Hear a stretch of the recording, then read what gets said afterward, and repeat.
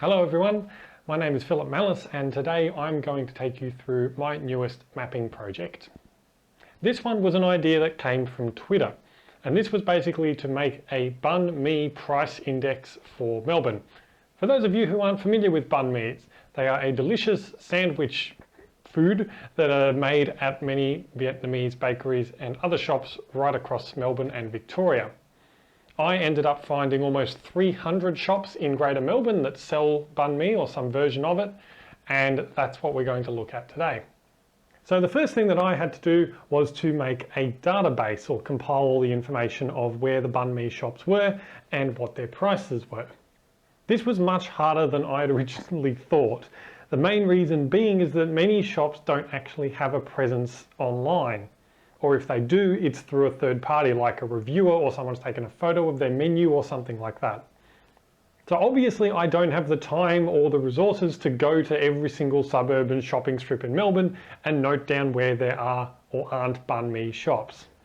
So from all this data and information, I've come up with 4 maps in 2 pairs. If you are interested, of course, as always, there is a post on my website at maps.philipmallis.com. There's also a link in the description. And if you are more interested in the data and information behind it, you can go check it out there. So the very first map that I made was a location map. This is quite a simple map, basically just placing a pin where I found a shop that sells a banh mi. Now, a quick disclaimer, as I said before, this is not meant to be a comprehensive map. I'm one person, I don't have all the resources to go out and do an audit of the hundreds of shopping strips that there are across Melbourne and finding out exactly where every single banh mi shop is. I think this is a reasonably accurate map. I'm 99% sure that I've missed at least a couple, and I'm going to get comments of people going, how could you miss this banh mi shop that's at the end of my street? You know, this is a disaster. I'm sorry that I've missed a shop, but I've done my best and this is the map that's come up with. If you do find a shop that I have missed, please do let me know and I can add it in later. But yeah, just so you know, I haven't missed a shop because I personally hate you or I dislike that banh mi shop. I just couldn't find it online. So let's have a look at this first map, which is just, as I said, the locations of banh mi shops that I have found across Greater Melbourne.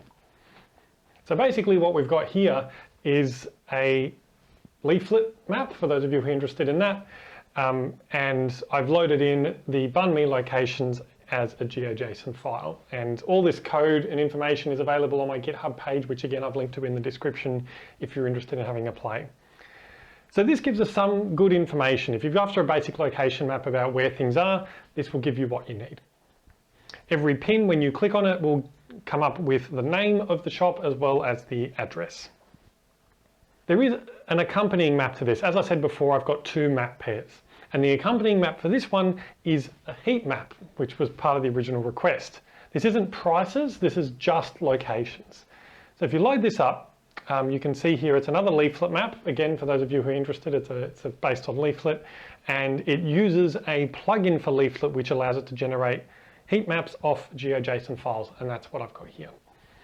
So you can basically see where the clusters of the banh mi shops are across Melbourne.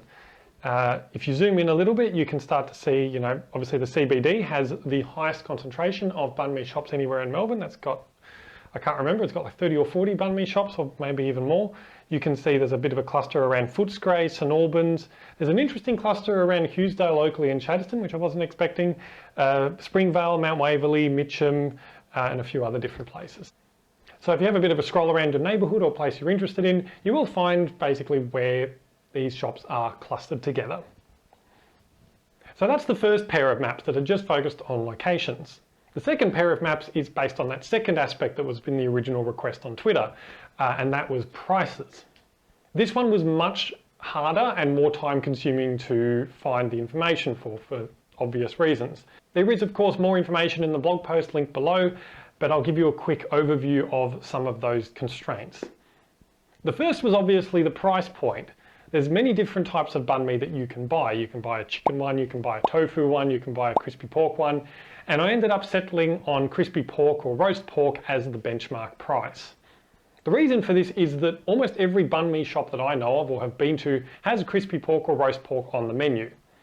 So to get this information, I went online and found the shop's website or a menu or something like that, and then source the information from there about what the crispy pork roll cost.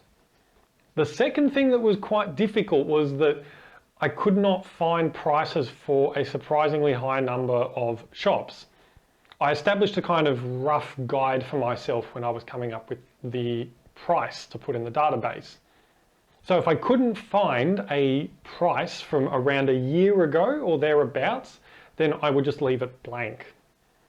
So all up, there were 63 shops that I couldn't find any price information or any up-to-date price information for. I did put a call out on Twitter for anyone who could help me fill in some of those blanks, and a lot of people did help me out, which was fantastic. So thank you to everyone who chipped in. So without further ado, let's get stuck into looking at these next two maps.